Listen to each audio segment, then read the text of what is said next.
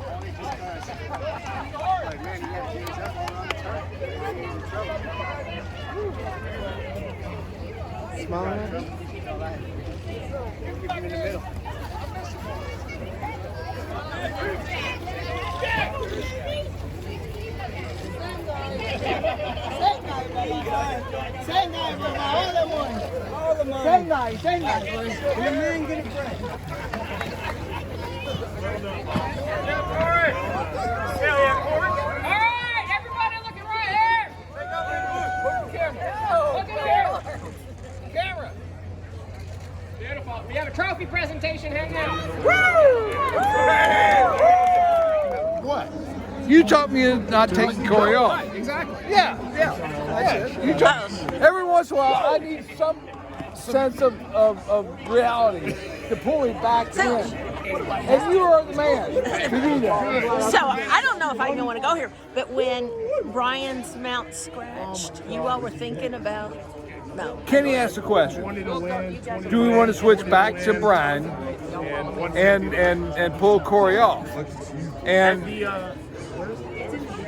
I had a lot of mixed emotions, and most importantly was we still have Rattle N Roll, who Brian's been on, and at some point in time we were going to have to find a different jockey for if they both continue on as in their 3-year-old season. And so I said, no, let's stick with Corey. I mean, why not? Brian can't ride both of them in the Derby, so we might as well stick with Corey on this one. He breezed him last Saturday, and the two of them got along well, and he breezed very well. Actually galloped out in front of Tiz the Bomb. And so I said, we need to stick with Corey. How does it feel to have two horses of the caliber of this and Rattle N Roll? It's really amazing. We've only had one other horse that was at this caliber, and that was Crafty Shaw 20 years ago. He was third in the Southwest, won the Rebel, and then he got hurt in the Arkansas Derby, and that was 20 years ago or so. It's kind of a double-edged sword. Why should I have two? Right. And you all are all from Louisville, right? Your family? Yes, so whole family from have Louisville. even more meaning. This is our home. Yeah. This is where we belong. This is where we want to be. And this is where we race. And we're going to have 5 or 6 or so horses run a Turfway this winter. With the changes they made, that Churchill has made up at Turfway, it's actually very good to stay up here over the winter. Sure. Other than the fact it's cold. Yeah, and how does it feel to have two Derby prospects? I mean, unbelievable. I think I'm gonna have to go make a bet. That's right. The future's going on, right? Vicky's over here saying, "Come on, let's go." There's a glass of champagne waiting on you, so let's go. You were saying, why should I have two? But the fact that, on Kenny's perspective, it showed why. You can't have enough of these.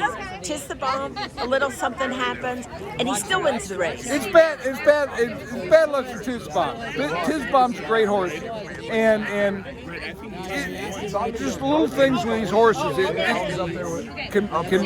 can make you scratch. I've had in this Churchill meet, I've had 3 horses scratch because for various little knick-knack reasons, a fever here, a nick there, and that's part of racing. And to finally have a horse that made it all the way through and get to today and win like Smile Happy did, that's what makes it all worthwhile.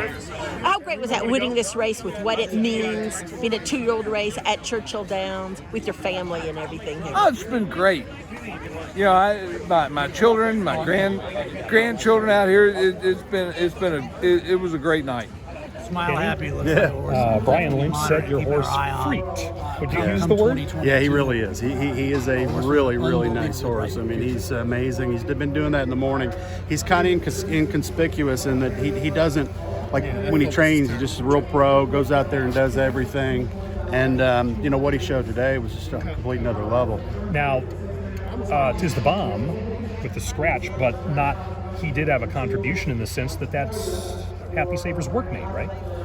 Yeah, Smile Happy and him worked together last weekend, and actually Smile Happy, he handled him pretty well. I mean, there wasn't a lot of separation on the workout, but Smile Happy certainly, we knew he deserved to be in here. And you know what happened with Tiz the Bomb this afternoon it's kind of unfortunate, but at the same time, everything happens for a reason. We didn't get too upset about it. I think what he's got is a little light blister on the leg.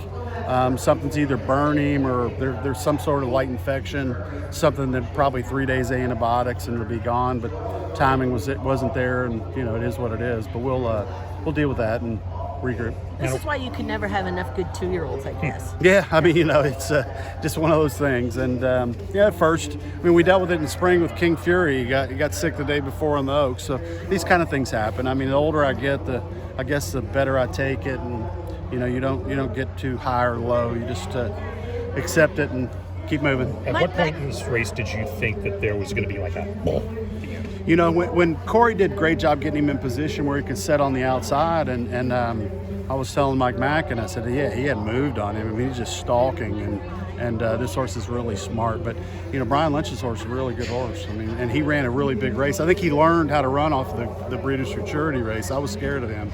But, you know, I think they'll be seeing each other again, I suppose. Mike said that it's been over 20 years since he had really a 2-year-old that you could even be thinking about the Derby. It was Crafty Shaw.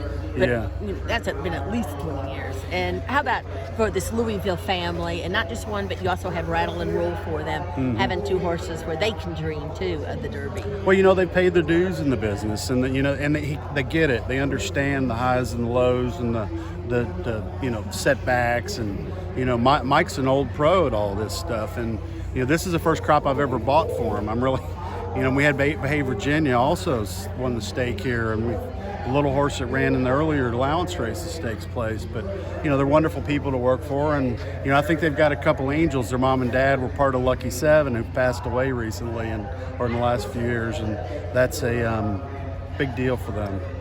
And how would you compare at this time of the year? I know you can't predict the future, but 2-year-old crops you've had in the past in November, how would you compare this group?